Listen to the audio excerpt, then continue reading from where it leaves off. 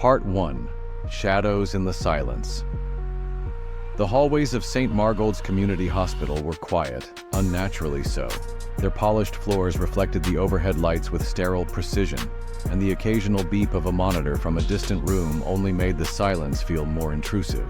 As Cole Hannigan walked through those corridors, each step of his boots made no sound, not because the floor absorbed it, but because Cole had trained himself to move like that. 15 years in the United States Marine Corps had taught him how to be invisible when needed, but today, he wasn't on a mission, at least not the kind he was used to.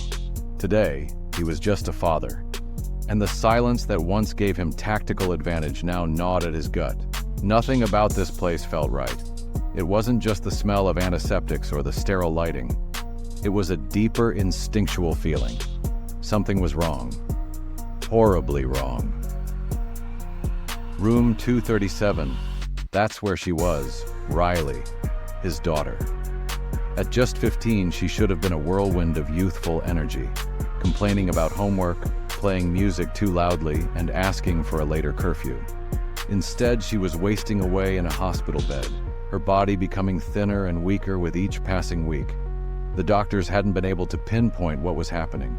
One specialist thought it was chronic fatigue syndrome. Another said it was psychosomatic, possibly stress. A third suggested it might be a rare autoimmune disorder. But despite countless tests, blood work, scans, and second opinions, no one had any answers. She was just fading. Cole paused at her door. For a moment, he wasn't sure he could handle seeing her like that again. Pale, sunken eyes, her once vibrant spirit hidden behind a curtain of pain and exhaustion. But then he heard her voice, soft and dry like paper. "Dad?" It wasn't even a full call, it was a whisper, a plea. That was all it took. He stepped into the room. Riley lay propped up against white pillows, her skin almost translucent against the hospital bedding. Her cheeks were hollow, her lips dry. Every movement looked like it cost her strength she didn't have. She gave him a small, weak smile. The kind of smile kids use when they don't want to scare their parents, even though they're scared themselves. Mara, his wife, sat in the corner, scrolling intently through her phone. Her fingers tapped rapidly across the screen, her brows furrowed with what might have passed for concern if it weren't so performative. She didn't look up. "Can you come closer?" Riley asked. Cole moved to her bedside, placing his large, calloused hand gently over hers. She flinched, not from pain, but from fear. A subtle tremor passed through her frame as she gripped his wrist with a grip that felt more like parchment than flesh. "I need to show you something," she whispered, her eyes darting toward Mara and then back to Cole. "Can you look at my back?" The words landed like a blow. "Sure, sweetheart," he said calmly, trying not to let the tension show. He helped her lean forward gently, adjusting the hospital gown. As the fabric fell away from her shoulders, Cole's breath caught in his throat. There, against her delicate skin, were bruises, deep, angry purple marks, like someone had grabbed her with tremendous force. The patterns were unmistakable. They looked like fingerprints, handprints. Long, dark streaks ran down her spine, each one spaced apart in a way that resembled someone raking their fingers down with pressure. And just above her waist, etched into her side like a cruel brand, was a fresh red mark, jagged at the edges, but clearly in the shape of a belt buckle. A chill washed over Cole. He had seen battle wounds, he had seen pain, but this was evil, and it had been inflicted on his child. Still, he didn't react. Training took over. He didn't gasp, he didn't shout. He kept his face neutral, his voice steady. "How long?" he asked her quietly. Riley didn't answer right away. Her eyes welled with tears, but she blinked them back. She didn't want to look weak. Cole recognized that strength. It terrified him. "Months," she finally said. "Why didn't you tell me?" he asked. "I tried," she replied. "But..." Her voice broke. "But what?" he asked gently. Before she could answer, Mara spoke up. "Is everything okay over there?" Her voice was light, feigning concern, but there was something just a little too sharp behind it. Cole didn't answer her. He watched Riley instead. She straightened up a little too quickly, pulling her hospital gown back into place, her body tensing as if she expected to be scolded. "Nothing, Mom," Riley said with a practiced tone. "Just some bruises from lying in bed too long." It was a lie. Too smooth. Too rehearsed. Cole knew that voice. It was the same tone he'd heard in broken recruits who tried to minimize their pain. He knew fear when it wore the mask of calm, and then came the whisper that destroyed him. "Please don't leave me alone with her." The words were quiet, desperate, a cry for help spoken like a confession. Cole reached over and pressed the call button. "What are you doing?" Mara asked, suddenly rising from her seat. "She's just confused. The medication—" "I'm getting a nurse," Cole interrupted. "Riley needs to be examined. Immediately." A nurse appeared in the doorway moments later, her expression polite but tired. "Is everything all right?" Cole stepped aside. "My daughter has injuries that were not there yesterday." The nurse approached, pulling back Riley's gown carefully. Her face changed instantly, from routine concern to immediate alarm. She didn't hesitate. She pressed her own call button. "Security to room 237. Notify the police." Mara's face went white. "This is insane," she cried. "She fell down the stairs last week. You know how clumsy she is." Riley flinched at her mother's voice. Cole didn't even look at Mara. His attention was on his daughter. And in that moment, he vowed something to himself. "No matter what it takes, I will protect her." Part 2. The sketches that spoke the truth. The hospital room had transformed. What was once a clinical space filled with uncertainty had become the scene of something far more serious. A turning point.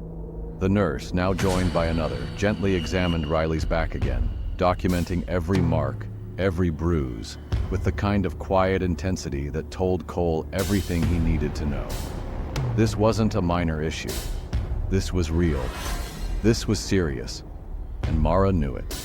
She hovered near the doorway now, her expression flickering between concern and control. "Cole," she said again, trying to keep her tone even. "You know how fragile she's been. These bruises could have come from anything. Poor circulation, allergic reactions." "Stop," Cole interrupted, his voice like steel. "Just stop." He didn't yell, he didn't threaten. But the cold finality in his voice silenced her better than any scream. A young doctor arrived, Dr. Morrison, someone Cole had met briefly during earlier visits. He entered briskly, clipboard in hand, and as soon as he saw Riley's injuries, his entire demeanor shifted. He asked the nurses a few questions in hushed tones, glanced over the chart, and then turned to Cole. "I need to speak with you privately," he said. Mara moved as if to follow, but Dr. Morrison held up a hand. "Just Mr. Hannigan for now." In the hallway outside, Dr. Morrison exhaled, his face a careful mix of professional detachment and deep concern. "We found additional injuries during the examination. Some are recent, but others, they've been healing for weeks, even months. Rib fractures, a sprained wrist, multiple bruises at various stages of recovery." Cole felt like the floor had shifted beneath him. "That's not all," the doctor continued. "We also found elevated levels of diphenhydramine in her system. In small doses, it's an over-the-counter antihistamine. But in the levels we detected, it would cause sedation, confusion, impaired coordination." "She was being drugged," Cole said quietly, the words tasting bitter in his mouth. Dr. Morrison nodded solemnly. "Regularly, over time." Back in the room, Riley had been given something mild to help her relax while hospital staff monitored her. Cole returned to her side, and for a moment, all the noise in his head faded. He watched her breathe, slow, shallow, but steady. He gently picked up her backpack from under the bed, a bright purple bag that had once been covered in buttons and band patches. It now looked almost abandoned. Quietly, he opened it, digging through textbooks, crumpled worksheets, and loose pens. At the very bottom, beneath a worn hoodie, he found a thick sketchbook. He sat down and opened it on his lap. The first pages were exactly what he expected. Soft pencil drawings of flowers, landscapes, the occasional attempt at a portrait. There was something sensitive and gentle in the strokes, a reflection of the daughter he knew. But then, the art changed. The drawings grew darker. The lines became heavier, less controlled. Angry slashes, stark contrasts. The content shifted too, from beauty to pain. On one page, a tall figure loomed over a smaller, cowering one. The taller figure had long, unmistakable hair like Mara's. The face was precise, almost too carefully rendered, as if Riley had studied her mother's expression over and over. There was no ambiguity. She had drawn her truth. Cole's hands trembled as he turned the page. Another image. This one of a man. Broad shoulders, thick arms, his face scratched out with jagged red X's. Cole didn't recognize him, but the way he was drawn, fierce, violent, dominating, spoke volumes. Riley hadn't told him what was happening. She had drawn it instead. On page 23, Cole found an image that stopped him cold. A hospital bed. A small figure lying motionless. Above it, like a floating caption, were 3 words written in tiny, careful print. Finally. Quiet. Forever. And then the final page. It wasn't a drawing. It was a letter. Mom said no one would believe me. She said if I told you, you'd say I was making it up. She said if I said anything, she'd make sure I never saw you again. I don't know what to do anymore. I just want it to stop. Cole closed the book, pressing it gently against his chest. She had been screaming for help in silence, and no one had heard her. He rose and left the room, his mind already racing. The pieces were starting to fall into place, but he needed more answers, more proof. Outside the room, a familiar face was waiting in the hallway. Jenny? It was Riley's art teacher, Genevieve Bray. She looked disheveled. Her normally neat ponytail was loose, and her eyes were red from crying. I came as soon as I heard, she said softly. Cole gestured to an empty chair, and they sat together in the corridor, away from the sounds of medical machinery. I need to know everything, he said. Jenny hesitated, then took a shaky breath. I knew something was wrong. I mean, not at first. Riley's always been quiet, thoughtful, but this past year she changed. She stopped eating lunch with her friends, started spending more time in my classroom, said she wanted to catch up on art projects, but it felt like something else. Cole nodded. She didn't feel safe. Jenny looked down. She started drawing these terrible images, dark, violent stuff. At first, I thought it was just artistic expression, but it got worse, more personal. I reported it, twice, told the school counselor, called child services. What happened? They said they'd look into it. But then Mara came in, charming, composed, even brought cookies for the staff. Said Riley was stressed, that she was creative and sensitive, that the drawings were just art, and everyone believed her. Of course they did. Mara was beautiful, poised, knew how to play the role of the concerned mother, and Riley, soft-spoken and sickly, was easy to dismiss. I looked like a paranoid teacher, Jenny said, her voice breaking. But I knew something was wrong. I just didn't know how to prove it. Cole rested a hand on her shoulder. You tried. That matters. She nodded, tears slipping down her cheeks. I just wish I'd done more. Cole didn't respond. He didn't need to. His silence said everything. But inside, something was shifting, something sharper than anger, a cold, focused determination. This wasn't just abuse, it was something deeper, more calculated, and it was time to find out just how far it went. Part 3. The emails and the truth behind the curtain. Cole didn't sleep that night, not even a minute. He sat by Riley's hospital bed, watching the slow rise and fall of her chest beneath the blanket, one hand resting gently near hers. The machines hummed softly in the background, but his thoughts were louder. Everything that had once seemed ordinary now appeared sinister. The unanswered questions, the strange symptoms, the mood swings Mara had blamed on adolescence. It was all falling into place. But a terrible question haunted him. How deep did this go? When Riley finally drifted off into a sedated sleep, Cole stepped out of the room, walked down to the hospital lobby, and called his neighbor, Lenora Greaves. It was barely 6:30 in the morning, but she picked up on the second ring. Cole Hannigan. Heard about the trouble at your place. Police cars, ambulances. It's been the talk of the street. I need your help, Lenora, Cole said directly. You've got security cameras, right? Damn right I do. Too many porch pirates in this neighborhood. I need to see your footage. I need to know who's been in and out of my house. There was a brief pause. You think someone in your own house hurt Riley? I think someone's been lying to me for a long time. 10 minutes later, he was sitting in Lenora's cluttered living room, surrounded by ceramic cat figurines, old family portraits, and the smell of strong black coffee.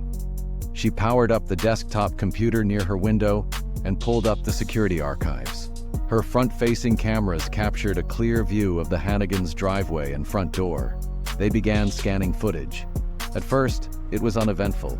Delivery trucks, Mara walking the dog, Riley heading to the bus stop, the mailman. Normal life, caught in pixels. But then something changed. October 15th, 10:30 p.m., Cole said, pointing to the screen.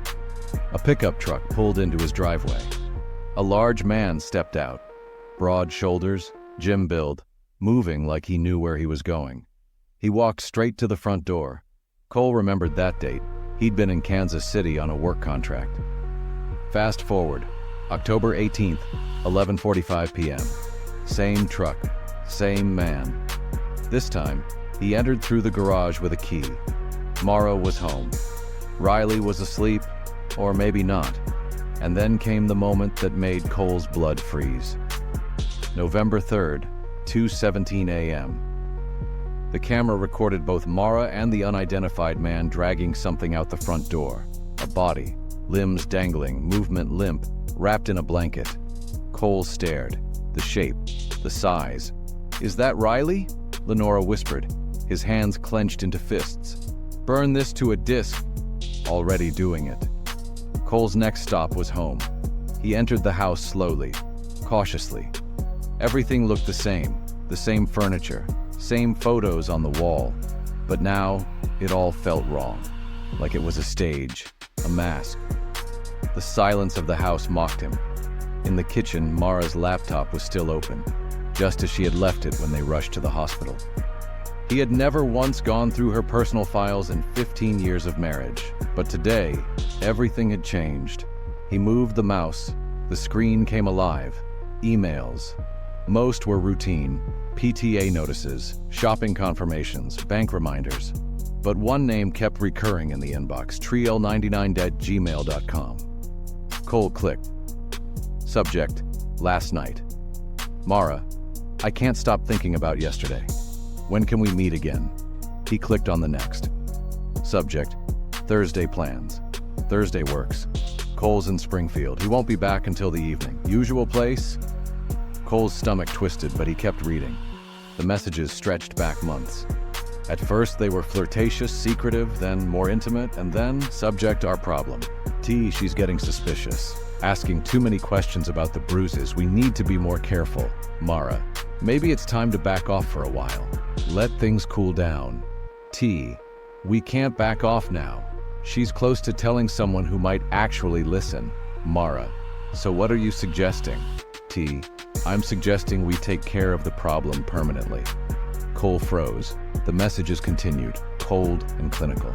They discussed drug dosages, sleep cycles, side effects, blaming it on Riley's illness, making her death look natural. T, doctor says she's getting weaker. Would anyone be surprised if she took a turn for the worse? Cole's hand shook as he scrolled further. Mara, God help me. No. T, then leave it to me. I've been researching her medications. I can adjust the doses, mix in something stronger. One mistake, one accident, and it's over. A breath caught in his throat. They were planning to murder his daughter, and they were doing it slowly, deliberately, like it was strategy, like she was a problem to be removed. The front door opened. Mara stepped inside, still dressed from the hospital. Her makeup was smeared. Her expression was one of carefully measured concern. She's stable, she said quietly. The doctor wants to keep her under observation. That's probably for the best. Cole stared at her. The mask. The calm. She was still pretending. I can't believe someone would do that to her, Mara added, shaking her head. Who could hurt our daughter like that?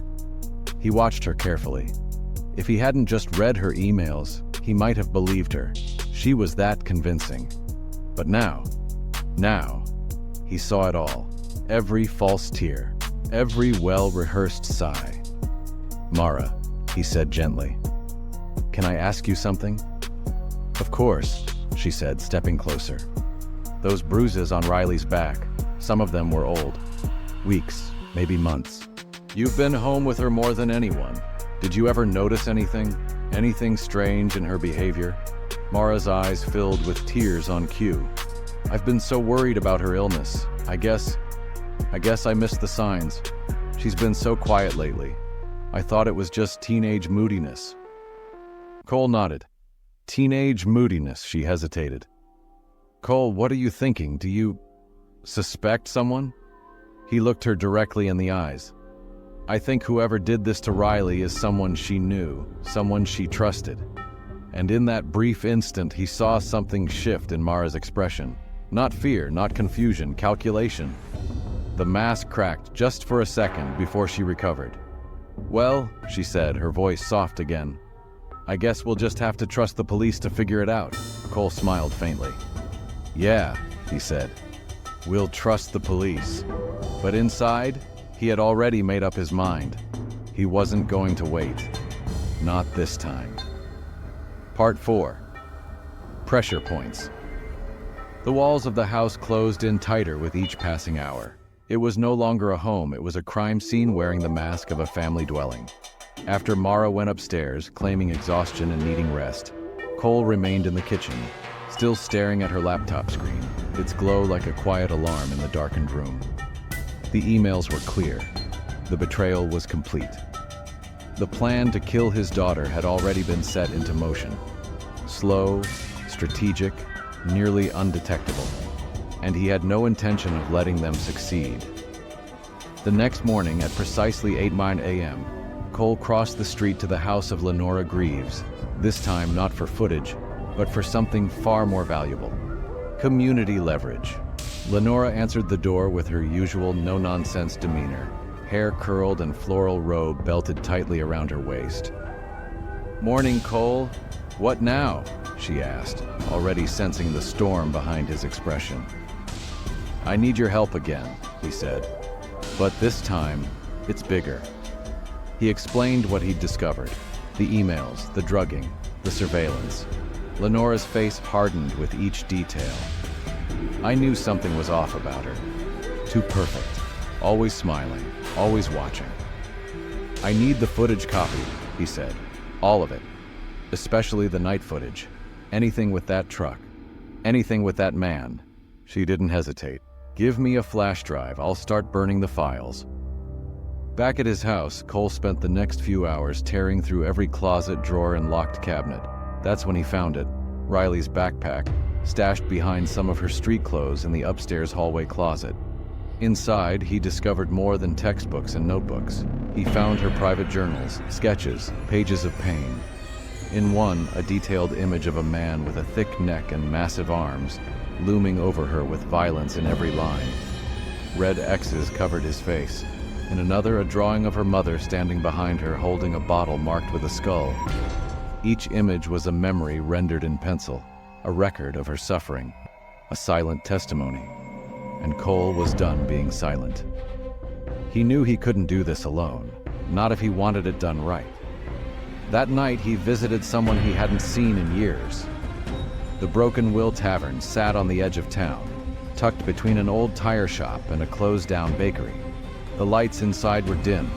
The air smelled of whiskey and regret. In the back booth, just like he'd expected, sat Avery Schultz, ex-Marine, former squad mate, and now a licensed trauma psychologist. Cole slid into the booth. Avery looked up from a worn manila folder filled with patient files. His face broke into a half-smile. 15 years, and you only call me when you're ready to drop a body. What's up, Hannigan? I need your help, Cole said, his voice low but steady. Avery leaned back, instantly serious. This about Riley? Cole nodded. I need to understand the people who did this. I need to understand how they think, how they work, and how to break them. Avery's eyes narrowed. You're not talking about trial strategy. No, Cole said. I'm talking about psychological warfare. They talked for 3 hours. Avery walked him through the mind of an abuser, how they compartmentalize guilt, how they wear masks in public, how they justify every action to themselves. They're cowards at heart, Avery said. They prey on the vulnerable because it makes them feel powerful. But they also live in constant fear of being exposed, of losing control. They're always watching their backs. Cole absorbed every word. How do I use that, he asked. You isolate them, Avery replied. Separate them from their support system. Force them to question each other. You make them paranoid. Turn them against themselves. Cole didn't blink. Good. Avery leaned forward, lowering his voice. Cole, I know what this sounds like, but once you start down this path, you don't come back from it. I'm not looking for a way back, Cole said. I'm looking for justice, and if the legal system fails, then I'll be the system. Avery sat back, watching him carefully. Is that what Riley would want? Cole didn't answer right away. His mind flashed to the bruises, the sketchbook, the note. Mom said no one would believe me. Yes, he said at last. She wants to be safe. That means the people who hurt her can never do it again. Avery sighed and finished his drink. All right. What do you need? Help identifying the man in the security footage. His face is obscured, but I've got clearer stills. I need a name, a location, weak points. Avery took the files, flipping through the photos. This guy's built, works out, has the look of someone who lifts for intimidation, not fitness. Could be ex-military or law enforcement, or just a gym rat with anger issues. Good guess, Cole said, because I'm starting at Ironwork. It's a gym downtown. Looks like the kind of place that'd employ someone like him. The next day, Cole walked through the front doors of Ironwork's gym. The place smelled like metal and sweat, and the air was filled with the rhythmic clang of iron plates. Behind the counter stood a man whose face stopped Cole cold. Thick arms, broad frame, balding slightly, distracted by paperwork. Cole walked up and said casually, I'm looking for Tanner Creel. The man looked up. His expression froze for just a heartbeat. That's me, he said with forced politeness. You looking for a membership? Cole pulled out his phone and showed him a grainy still image from the security footage, Tanner and Mara dragging a body-shaped figure into the garage. I'm looking for answers, Cole replied. Tanner blanched. He looked around the gym, then back at Cole. Let's talk in my office. They walked through the gym, past rows of equipment and silent stairs. Inside the office, Tanner closed the door. The smell of protein powder and stale energy drinks lingered in the air. Look, Tanner began. I don't know what you think you saw. I saw you helping my wife drug and drag my unconscious daughter into a garage, Cole said, voice calm but firm. So, start talking. Or I make sure this footage hits every screen in this town. Tanner's face crumpled. The bravado collapsed. He sat down, defeated. It wasn't supposed to go that far, he muttered. She said Riley was dangerous, manipulative, said she was tearing you two apart. Cole's jaw clenched. So you decided to keep her quiet? It was just supposed to be temporary, Tanner said, rubbing his face with shaking hands.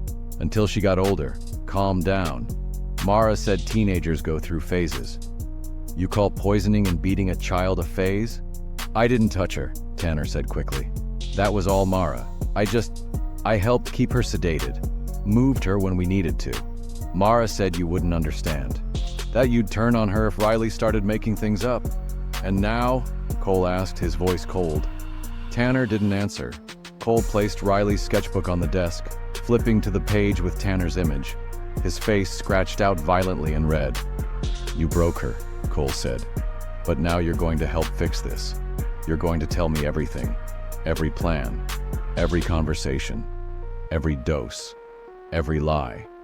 And then you're going to help me end this, or I make you a ghost in this town. Tanner's eyes filled with tears. Okay, he whispered. I'll tell you everything. Part 5. Voices that couldn't be ignored. Tanner Creel didn't sleep for the next 48 hours. His life was unraveling. His marriage, his job, his reputation, gone. It had taken just one recording, one photo, one call from Cole for the foundation of his carefully hidden betrayal to crumble. His wife had filed for divorce. The gym had terminated him immediately after receiving a package containing security footage, screenshots of the emails, and his recorded confession. Cole had delivered it all with military precision, burning every bridge behind Tanner like a man clearing a battlefield. But Cole wasn't finished, not even close. Now it was Mara's turn. The basement of Cole's house had changed drastically over the past week. What had once been a half-finished storage room was now something else entirely. Meticulously rebuilt, every corner insulated and soundproofed. He had tested the acoustics using music at high volumes. No one noticed. That was the point. This room wasn't for revenge. It was for truth. When Tanner arrived that evening, he looked like he hadn't eaten in days. His hands trembled as he stepped through the front door. "You said you had a deal," he muttered. "I do," Cole said flatly. "But we're not having this conversation up here." He led Tanner through the house and into the basement. When they entered the concealed, soundproof room, Tanner's eyes darted nervously to the single chair in the center, the walls bare except for a small table. On the table sat Riley's sketchbook, open to the page where her drawing of him was violently defaced with red. "What is this?" Tanner asked. Cole shut the door behind them and turned the deadbolt with a heavy click. "This," he said, "is where we have our final conversation." Tanner looked ready to bolt. This wasn't the deal." Cole didn't flinch. "No, the deal was you give me everything, and now we're going to make sure she gets justice." He pressed a button on his phone, and Mara's voice filled the room, slurred, angry, unfiltered. "I did it. I beat that little bitch because she wouldn't shut up about us. I gave her those pills to keep her quiet. And when that didn't work, I used my hands, and I'm not sorry. She had it coming." Tanner's face went gray. Cole continued. "That's your voicemail from last night. She was drunk, panicked, thought you'd been arrested." "That's not enough to convict me," Tanner stammered. "That's her, not me." Cole stepped forward and placed a second device on the table, still blinking red. "And this is your confession. Every word you said in your office, every detail. It's all recorded." Tanner's face collapsed into his hands. "I didn't want to hurt anyone, You helped torture a child," Cole said coldly. "You planned to kill her, and now you're going to make sure neither of you ever sees daylight again." Cole laid out printed photos, still frames from the security footage, Mara and Tanner dragging Riley's limp body into the garage. Every angle, every second. Evidence too damning to deny. "Now here's what's going to happen," Cole said. "You're going to call Mara. Tell her you're scared, that you want to run, that you have money and a plan. Tell her to meet you. Tell her she can still get away." "Where?" "The old mill," Cole said. "Outside of town. No cameras, no traffic. Perfect spot. But when she shows up, the police will be waiting. And someone else." "Who?" Tanner asked. Cole didn't smile. "A friend who's going to make sure the world hears every word of this story." That friend was Jenny Bray, the same art teacher who had reported Riley's drawings, the same woman who had been dismissed by child services twice. She was also the voice behind Midwestern Mysteries, a regional true crime podcast that had grown a passionate following in recent months. With a small studio set up in her spare bedroom, Jenny had made it her mission to uncover stories that fell through the cracks. Stories just like Riley's. Now, she had all the material she needed. That afternoon, Cole sat across from Jenny in her recording space, headphones on, surrounded by files, photos, and audio clips.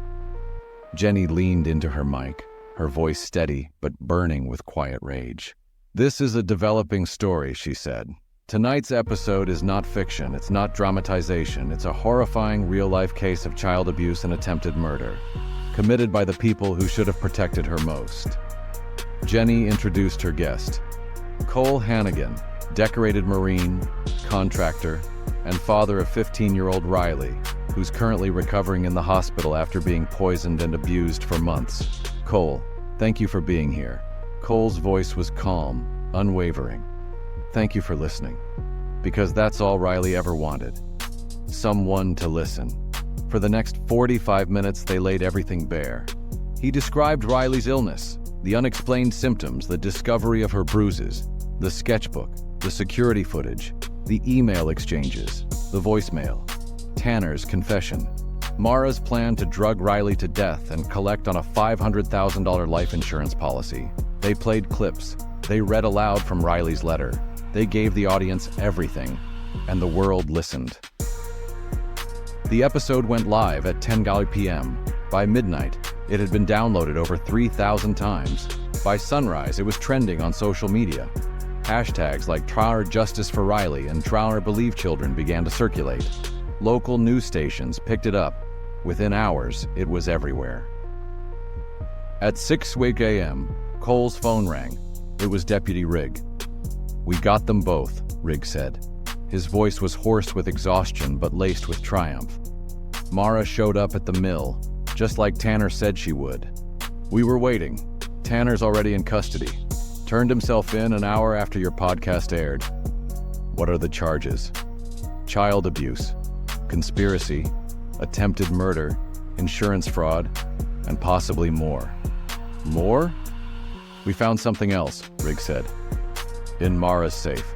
I think you need to come in and see it." Cole met the deputies at his former home, where crime scene tape now fluttered in the morning breeze. Mara's safe, previously hidden behind her winter coats, had been forced open. Inside were the final pieces of the puzzle. A forged life insurance policy for Riley, filed 3 months ago. $500,000 payout if she died within a year of her diagnosis. After that, the payout dropped significantly. They had been working against a deadline, but there was more. Bank statements, a joint account in Mara's name and Tanner's. Money had been moved there in small, steady increments. Quiet, secret, preparing for a clean getaway. And finally, a small glass vial, clear liquid, unmarked. "We'll test it," Rigg said. "But I'm betting it's insulin or something similar. A fatal dose would look like a complication from her illness. Neat, undetectable." Cole stared at the evidence. This hadn't been spontaneous. It hadn't been an emotional spiral. It had been planned, designed, executed over months, maybe longer. All while he had been working jobs, trusting his wife, watching his daughter fade and wondering why. But now, the world knows, and they would never doubt Riley again. Part 6. The Weight of Truth. The courthouse was packed. News of the case had spread far and wide. Reporters waited on the steps with microphones. Protesters stood silently with handmade signs. Inside, the gallery buzzed with quiet anticipation. Every seat filled with people who had heard the podcast, read the articles, and now wanted to see justice delivered firsthand. Cole sat in the front row of the courtroom, dressed in a dark suit, his posture straight and controlled. Beside him sat Riley, 16 now, her color slowly returning, her shoulders no longer hunched like they had been in that hospital bed. She wore a yellow dress, the same one she had picked out for her first day back at school. She looked calm, but Cole could feel the tension vibrating beneath her skin. And at the defendant's table sat Mara Hannigan. Gone was the carefully styled hair and polished smile. In their place was an orange prison jumpsuit and eyes that had grown colder. 3 months in county lockup had stripped away the veneer she wore so well. Even now, as her defense attorney, a young public defender, read through statements and presented weak arguments, she sat with an expression that was more annoyed than remorseful. It was as if she still couldn't believe this was really happening. As if this courtroom, the judge, the trial, the truth, none of it applied to her. Judge Patricia Hawkins was not a woman who tolerated nonsense. In her 60s, with steel gray hair pulled into a tight bun and glasses perched low on her nose, she'd seen every trick in the book, and Mara's performance didn't impress her. "Mrs. Hannigan," she said, voice sharp and precise, "you have been found guilty on multiple counts: conspiracy to commit murder, child abuse, insurance fraud, and unlawful administration of a controlled substance." Before passing sentence, she offered Mara one last chance. Do you have anything to say? Mara stood slowly. The room went still. For a moment, Cole thought, just maybe, she might finally show some remorse. But she didn't. She turned toward Cole, her voice calm and matter-of-fact. I gave you 15 years of marriage, she said. I kept your house, raised your daughter, played the role you wanted. And for what? So you could turn on me the moment things got hard? A hush swept the room. She was always going to come between us, Mara continued. Always going to be more important to you than I was. So I decided to fix the problem before it ruined everything. Cole didn't move. His face didn't change. But inside, something snapped free. Judge Hawkins interrupted sharply. Mrs. Hannigan, I would advise you to stop. But Mara wasn't finished. I'm not sorry, she said, eyes blazing. I'm only sorry I trusted the wrong person to help me. If I had done it myself... She stopped herself, then smiled bitterly. Maybe I wouldn't be here. Cole stood. The entire courtroom turned to him. Your Honor, he said. May I address the court? The judge hesitated, then nodded once. You may. Cole stepped forward, his voice steady and clear. My daughter was tortured in her own home, he began. Drugged, starved, beaten, lied to. By the one person she was supposed to trust most, her mother. He turned to look directly at Mara. But the worst thing she did wasn't the bruises or the pills. It was convincing Riley that no one would ever believe her, that she was alone, that the world wouldn't listen. He looked back at the judge. She made my daughter feel invisible. He paused, letting the silence settle. But Riley was stronger than that. She survived. And now everyone knows what was done to her. And no matter how long Mara sits in a prison cell, she'll never undo the damage she caused. But my daughter is healing. Because she knows now that someone believed her. That I believed her. And I always will. He returned to his seat. Riley reached out and gently squeezed his hand. Judge Hawkins straightened her glasses. Mrs. Hannigan, based on your crimes and your complete lack of remorse, I hereby sentence you to 35 years in prison without the possibility of parole. Mara didn't react, but as she passed Cole and Riley, escorted by the bailiff, she leaned in close to Cole and whispered, You'll never forget me. Every time she cries, every time she wakes up screaming, you'll remember me. Cole looked at her for one long moment, then said quietly, No. I'll remember that she survived you. And every time she smiles or laughs or paints another picture, I'll know you failed. Mara's eyes darkened, but she said nothing more as she was led away. A voice called from the gallery. What about Tanner Creel? The judge referred to her notes. Mr. Creel accepted a plea agreement in exchange for full cooperation with the investigation. He has been sentenced to 20 years with eligibility for parole after 12. It wasn't perfect, but it was enough. Months later, the lakeside house stood quietly among tall trees and wide skies, its large windows catching the sunlight as it danced off the water. It was peaceful here, isolated enough to feel like a world apart, yet close enough for Riley to see her friends, go to school, and live without fear. Cole had spent months rebuilding the place, literally.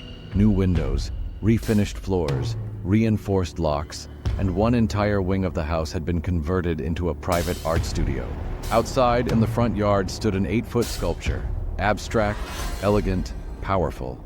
Stainless steel spirals rose from a solid base, forming what looked like both roots and wings at once. Riley had designed it herself. She called it Reclaiming. It looks good, she said, standing beside her father on the porch. You look good, Cole replied, watching her as she smiled. Her eyes were brighter now, her shoulders straighter. She was still healing, but the progress was real. I am good, she said, for the first time in a long time. They stood there quietly for a moment, watching the reflection of the sculpture ripple across the lake. Can I ask you something? Riley said. Always. Do you ever regret it? What you did to them? Cole took a long breath. He had thought about this a lot. I regret that it had to be done, he said. But I don't regret protecting you. Riley nodded. Good, because I'm not sorry they're gone. More silence, but it was peaceful now, not heavy. And then she said something she'd been holding inside. I was thinking about what Mom said in court, that I was the problem, that I came between you two. Cole turned to her. What do you think? He asked. I think she was broken, Riley said simply. And instead of getting help, she decided to break everything else. She met his gaze.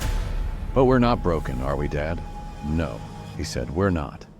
Just then, a great blue heron standing at the lake's edge struck the water with stunning precision, scooping up a fish in one quick motion before returning to stillness. Riley laughed, a clear, beautiful sound that filled the air like music. He makes it look so easy. Practice, Cole said, smiling, and patience, and knowing exactly when to strike. They walked back into the house hand in hand, leaving the sculpture to stand watch over the home that was no longer haunted. Inside, Riley's new artwork filled the walls, bright, wild, full of light. There was no more fear, only healing, only hope, only the truth. Subscribe to my channel and thanks for watching.